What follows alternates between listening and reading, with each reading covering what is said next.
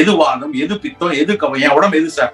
நான் சொல்லுவேன், என் உடம்பு வாத கபம், கபத்தன்மை அதிகமா இருக்கு, வாதம். இது என் பெற்றோர்கள் மூலமாக, நான் சாப்பிட்ட உணவு மூலமாக, என் சுற்றம் மூலமாக, என் சூழல் மூலமாக, என் பிள்ளைகள் மூலமாக நான் உருவாக்கினது.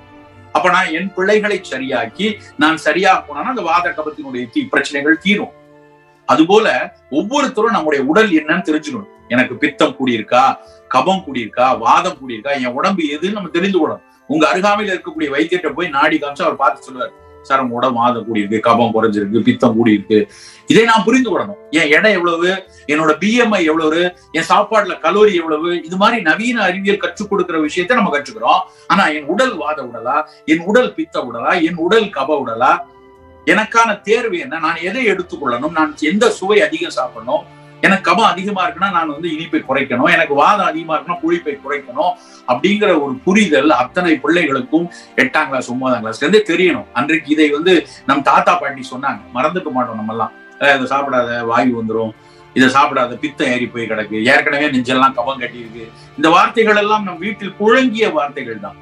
ஆனா அவற்றை அறிவற்ற வார்த்தைகளாக இல்ல பழமை சொற்களாக ஒதுக்கி இருக்கும். அதுதான் நாம் பண்ண தப்பு.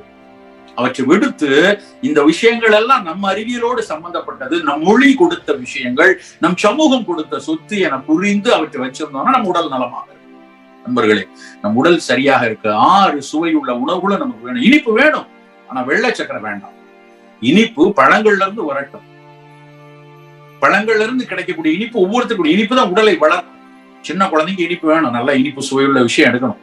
தேங்காய் பால் சாப்பிட்டா நல்ல கொழுக்குன்னு வருவாங்க. தேங்காய் பால் வேணும், அது இனிப்பு சுவை உள்ளது, குளிர்ச்சியானது. நல்ல சின்ன பிள்ளைக்கு தேங்காய் பால், நல்ல இட்லி தேங்காய் பால் ஊறி சாப்பிடணும். 45 வயசுல சுகர் லைட்டா இருக்கு சார், நான் சாப்பிடலாம்னு சாப்பிடக்கூடாது, உனக்கு கபம் சேரக்கூடாது. அப்போ ஒவ்வொருத்தரும் அவரவருடைய உடல் வாகுக்கு ஏற்றாற் போல, அவருடைய வயதுக்கு ஏற்றாற் போல, அவருக்கு இருக்கக்கூடிய ஏற்கனவே இருக்கக்கூடிய நோய்க்கு ஏற்றாற் போல, அவருடைய உடல் உழைப்புக்கு ஏற்றாற் போல் உணவை தேர்ந்தெடுக்கணும். நம் சமூகம் எப்படி உணவை தேர்ந்தெடுத்திருக்குன்னா, நம்ம எந்த இடத்துல வசிக்கிறோமோ, உலகத்துல நான் பல விஷயங்கள் பல நண்பர்கள்ட்ட பேசியிருக்கேன். எனக்கு தெரிந்த மட்டும் என்னுடைய சிற்றறிவில் இந்த அளவுக்கு உணவை சீரமைத்த சமூகம் உலகத்துல எங்கேயும் கிடையாது.